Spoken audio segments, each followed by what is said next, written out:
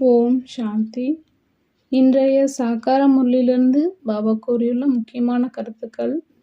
நாள் 8/3/2025 காலை முரளி பாப்தாதா மதுபன். இனிமையான குழந்தைகளே, ஆன்மீக சேவை செய்து தனக்கும் மற்றவர்களுக்கும் நன்மை செய்யுங்கள். பாபாவிடம் உண்மையான மனதை வையுங்கள். அப்போது பாபாவின் மனதில் இடம் பெறுவீர்கள். கேள்வி: ஆத்ம அபிமானி ஆவதற்கான முயற்சியை யார் செய்ய முடியும்? ஆத்ம அபிமானியின் அடையாளங்களை சொல்லுங்கள்.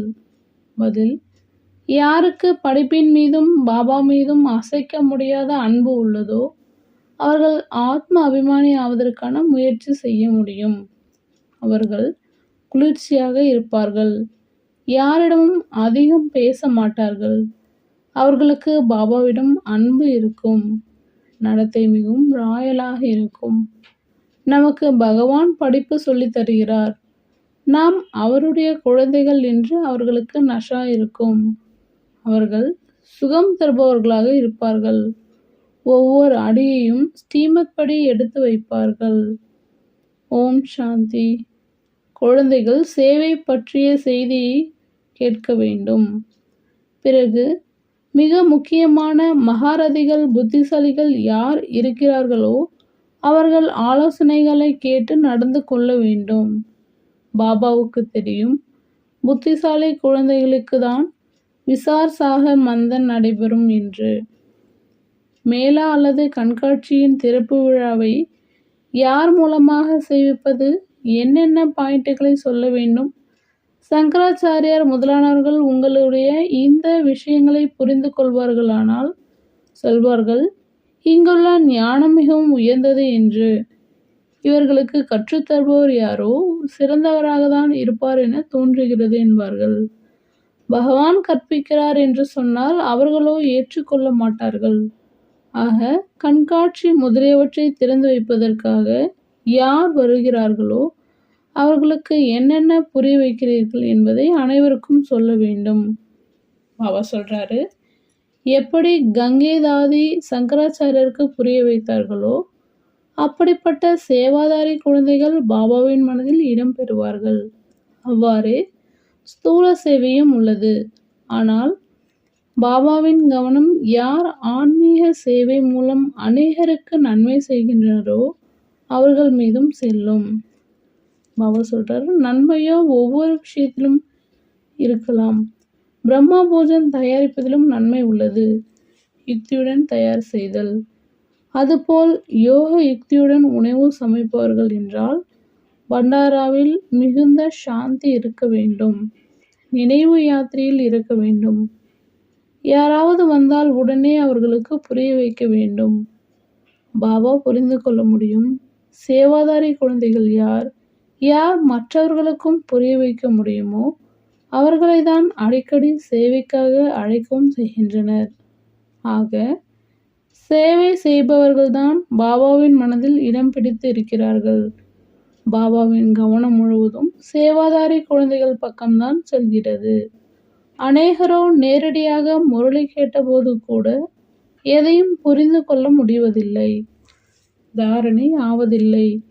ஏனெனில் அரை கல்பத்தின் தேக அபிமானத்தின் நோய் மிகவும் கடுமையானது.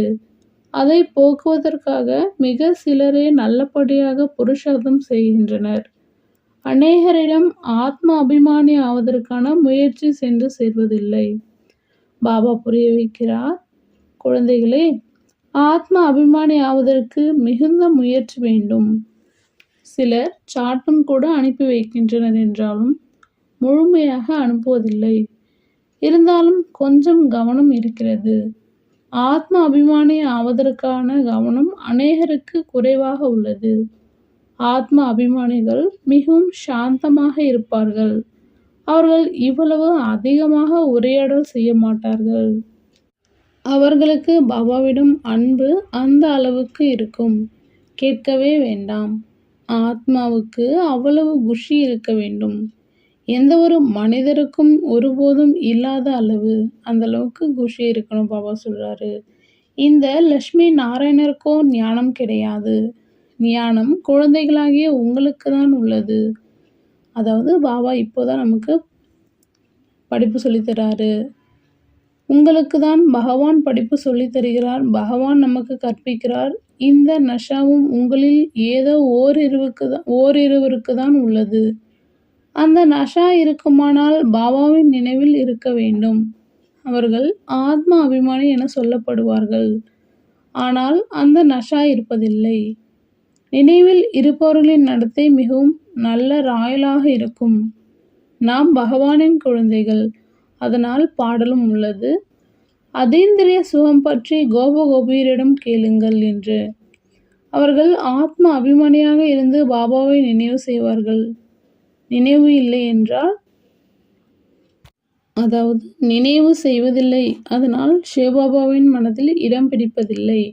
சிவபாபாவின் மனதில் இல்லை என்றால் தாதாவின் மனதிலும் இடம் பெற முடியாது. பாபா ஒவ்வொருவரை பற்றியும் அறிவார்.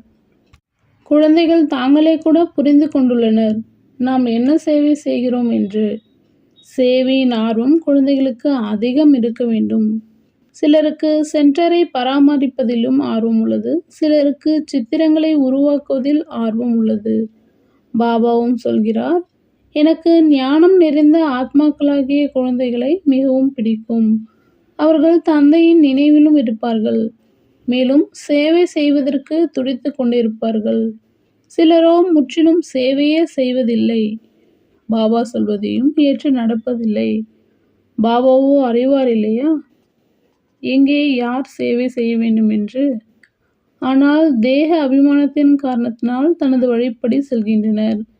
அதனால் அவர்கள் பாபாவின் மனதில் இடம் பெறுவதில்லை.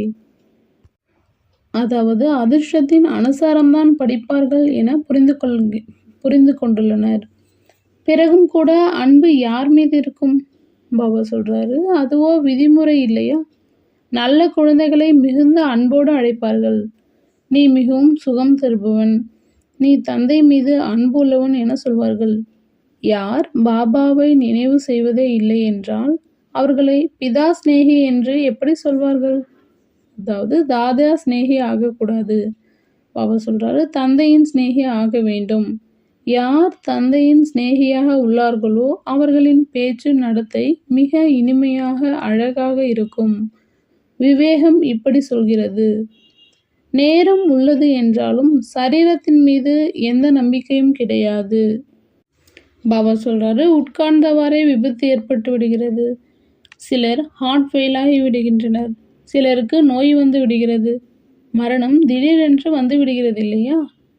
அதனால் சுவாசத்தின் மீதோ நம்பிக்கை கிடையாது. இயற்கை சேதங்கள் ஒத்திகையும் நடைபெற்று கொண்டுள்ளது. காலம் தவறி மழை பெய்வதாலும் நஷ்டத்தை ஏற்படுத்தி விடுகிறது.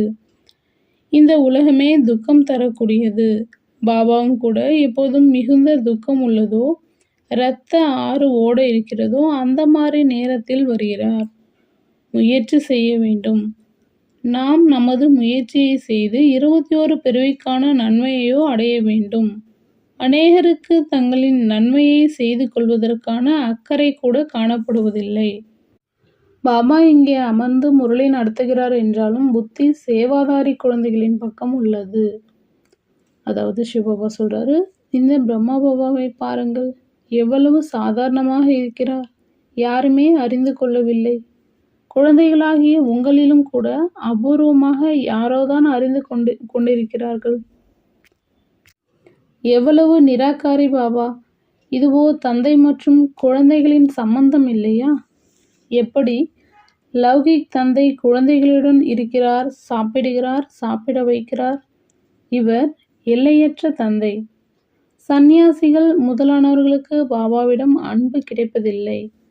குழந்தைகள், நீங்கள் அறிவீர்கள், கல்ப கல்பமாக நமக்கு எல்லையற்ற தந்தையிடம் அன்பு கிடைக்கிறது. பாபா நம்மை மலராக மாற்றுவதற்கு மிகுந்த முயற்சி செய்கிறார். ஆனால் டிராமாவின் அனுசாரம் அனைவருமோ மலராக மாறுவதில்லை. இன்று மிக நல்லவர்களெல்லாம் நாளை விகாரியாகி விடுகிறார்கள். பாபா சொல்வார், அதிர்ஷ்டத்தில் இல்லை என்றால் வேறென்ன செய்வார்கள்? அநேகருக்கு அசுத்த நடத்தை ஆகிவிடுகிறது. கட்டளைக்கு விரோதமாக நடக்கின்றனர். ஈஸ்வரனின் வழிப்படியும் நடக்கவில்லை என்றால் அவர்களின் நிலை என்னவாக ஆகும்? உயர்ந்தவிலும் உயர்ந்தவர் தந்தைதான், வேறு யாரும் இல்லை. பிறகு தேவதைகளின் சித்திரங்களை பார்ப்பீர்களானால் இந்த லட்சுமி நாராயணர் தான் உயர்ந்தவிலும் உயர்ந்தவர். ஆனால் மனிதர்கள் இதையும் தெரிந்திருக்கவில்லை. அதாவது இவர்களை இதுபோல் ஆக்கியவர் யார்? பாபா குழந்தைகளாகிய உங்களுக்கு படைப்பவர் மற்றும் படைப்பின் ஞானத்தை நமக்கு அமர்ந்து புரிய வைக்கிறார். உங்களுக்கோ உங்களுடைய சாந்திதாமம் சுகதாமம் தான் நினைவு வருகிறது. சேவை செய்பவர்களின் பெயர்கள் நினைவில் வருகின்றனர். நிச்சயமாக யார் பாபாவின் கீழ்ப்படிதலான குழந்தைகளாக உள்ளனரோ அவர்களின் பக்கம்தான் மனம் செல்லும். எல்லையற்ற தந்தை ஒரே ஒரு தடவை வருகிறார். அந்த லௌகிக் தந்தையோ ஜென்ம ஜென்மாந்திரமாக கிடைக்கிறார், சத்தியத்திலும் கிடைக்கிறார். ஆனால் அங்கே இந்த தந்தை சிவபாபா கிடைக்க மாட்டார். இப்போதைய படிப்பின் மூலம் நீங்கள் பதவி பெறுகிறீர்கள். இதையும் குழந்தைகள் நீங்கள்தான் அறிவீர்கள். பாபாவிடம் நாம் புது உலகத்திற்காக படித்து கொண்டிருக்கிறோம். இது புத்தியில் நினைவிருக்க வேண்டும். மிகவும் சுலபம்தான். பாபா விளையாடி கொண்டிருக்கிறார் என வைத்துக் கொள்ளுங்கள். அதாவது பிரம்ம பாபா விளையாடி கொண்டிருக்கிறார். திடீரென்று யாராவது வந்து விடுகிறார்கள் என்றால் பாபா உடனே அங்கேயே அவர்களுக்கு ஞானம் கொடுக்க தொடங்கி விடுவார். எல்லையற்ற தந்தையை அறிவீர்களா? தந்தை வந்துள்ளார். பழைய உலகத்தை புதிதாக ஆக்குவதற்காக ராஜயோகம் கற்பிக்கிறார். பாரதவாசிகளுக்காக தான் கற்பிக்க வேண்டும். பாரதம்தான் சொர்க்கமாக இருந்தது. அங்கே இந்த தேவி தேவதைகளின் ராஜ்யம் இருந்தது. இப்போதும் நரகம். நரகத்திலிருந்து பிறகு சொர்க்கமாக பாபா தான் உருவாக்குவார். இப்படி முக்கிய விஷயங்களை நினைவு செய்து யாராவது வந்தால் அவர்களுக்கு அமர்ந்து புரிய வையுங்கள். அப்போது எவ்வளவு குஷியாகி விடுவார்கள். பாபா வந்துள்ளார் என்று மட்டும் சொல்லுங்கள். இது கீதையில் பாடப்பட்டுள்ள அதே மகாபாரத யுத்தம். கீதையின் பகவான் வந்திருந்தார். கீதை சொல்லியிருந்தார். எதற்காக? மனிதரில் இருந்து தேவதை ஆக்குவதற்காக. தந்தையாகிய என்னையும் ஆஸ்தியையும் நினைவு செய்யுங்கள் என்று மட்டும் பாபா சொல்கிறார். இது துக்க உலகம். இவ்வளவு புத்தியில் இருக்குமானால் கூட குஷி இருக்கும். ஆத்மாக்கள் நாம் பாபாவுடன் கூடவே சாந்திதாமத்திற்கு செல்ல போகிறவர்கள். பிறகு அங்கிருந்து பாகத்தை நடிப்பதற்காக முதலில் சுகதாமத்திற்கு வருவோம். குழந்தைகளாகிய உங்களுக்கும் இந்த குஷி இருக்க வேண்டும். நாம் எல்லையற்ற தந்தையிடமிருந்து இந்த ஆஸ்தி பெறுகிறோம். பிறகு நாம் சொர்க்கத்தில் நமது மாளிகையை கட்டுவோம். நாள் முழுவதும் புத்தியில் இந்த சிந்தனை இருக்குமானால் குஷி இருக்கும். தனக்கும் மற்றவர்களுக்கும் நன்மை செய்வோம். எந்த குழந்தைகளிடம் ஞான செல்வம் உள்ளதோ அவர்களின் கடமை தானம் செய்வதாகும். செல்வம் உள்ளது, ஆனால் தானம் செய்வதில்லை என்றால் அவர்கள் கஞ்சன் என சொல்லப்படுவார்கள். அவர்களிடம் செல்வம் இருந்தாலும் இல்லாதது போல்தான். செல்வம் இருந்தால் அவசியம் தானம் செய்ய வேண்டும். நல்ல நல்ல மகாராதி குழந்தைகள் சதா பாபாவின் மனதில் அமர்ந்துள்ளனர். ஒரு சிலரை பற்றி சிந்தனை உள்ளது. இவர்கள் ஒருவேளை விட்டு போகலாம் என்று. அதாவது பாபா சொல்ற சூழ்நிலைகள் அதுபோல் உள்ளன. தேக அகங்காரம் அதிகமாக உள்ளது. எந்த சமயமும் கையை விட்டு போய்தான் தங்கள் வீட்டில் அமர்ந்து கொள்ளலாம். முரளி வகுப்பை நன்றாக நடத்தலாம். ஆனால் தேக அபிமானம் அதிகம் உள்ளது. கொஞ்சம் பாபா எச்சரிக்கை செய்தாலும் விட்டு போய் விடுவார்கள். இல்லையென்றால் பாடல் உள்ளது. எட்டி உதைத்தாலும் அன்பு செய்யுங்கள். இங்கே பாபா சரியான விஷயம்தான் சொல்கிறார் என்ற போதிலும் கோபம் அதிகமாக வந்துவிடுகிறது. இப்படி குழந்தைகளும் உள்ளனர். சிலரோ உள்ளுக்குள் மிகவும் நன்றி சொல்கின்றனர். சிலர் உள்ளுக்குள்ளேயே எரிந்து இறந்து விடுகிறார்கள். மாயாவின் தேக அபிமானம் அதிகம் உள்ளது. இப்படியும் அநேக குழந்தைகள் உள்ளனர். பாபா சொல்றாரு, முரளி கேட்பதே இல்லை. வேறு சிலரோ முரளி கேட்காமல் இருக்க முடிவதில்லை. இப்படியும் குழந்தைகள் இருக்காங்க, அப்படியும் தேக அபிமானத்திலையும் குழந்தைகள் இருக்காங்க. முரளி படிப்பதில்லை என்றாலும் தன்னுடைய பிடிவாதம்தான். நம்மிடமோ ஞானம் அதிகம் உள்ளது என்று அவங்க கிட்ட பிடிவாதம் இருக்கு. அவங்களுக்கே ஞானம் தெரியும் அப்படின்னு நினச்சிக்கிறாங்க. இதெல்லாம் அவங்களோட பிடிவாதம் தான், வேறு எதுவும் இல்லை அப்படின்னு பாபா சொல்றாரு. ஆக எங்கே சங்கராச்சாரியார் முதலானவர்கள் கண்காட்சி வருகிறார்களோ சேவை நன்கு நடைபெறுகிறது என்றால் அந்த செய்தியை அனைவருக்கும் அனுப்ப வேண்டும். அப்போது எப்படி சேவை நடைபெற்றது என்பதை அனைவரும் அறிந்து கொள்வார்கள். மேலும் அவர்களும் கற்றுக்கொள்வார்கள். இவ்வாறு சேவைக்கான சிந்தனைகள் யாருக்கு வருகின்றனவோ அவர்களைத்தான் பாபா சேவாதாரிகள் என புரிந்து கொள்வார்கள். சேவையில் ஒருபோதும் களைத்து போகக்கூடாது. இதுவோ அநேகருக்கு நன்மை செய்வது இல்லையா?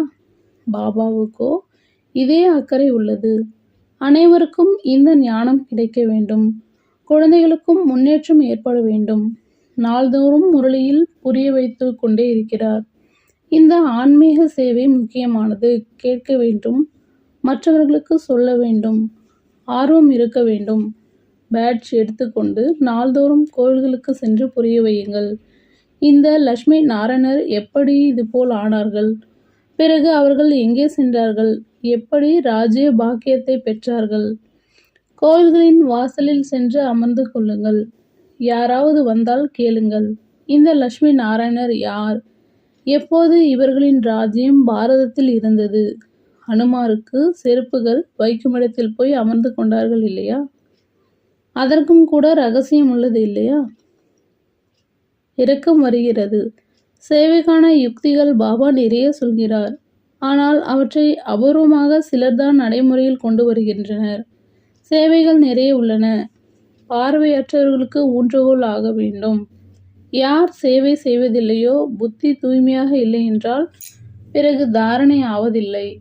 பாபா சொல்றாரு, குழந்தைகள் ஸ்ரீமத் படி நடக்க வேண்டும் இல்லையா? நாம் உலகத்தின் எஜமானர் ஆகப் போகிறோம் என்பது உங்களது புத்தியில் உள்ளது. இது சாதாரண விஷயம் அல்ல.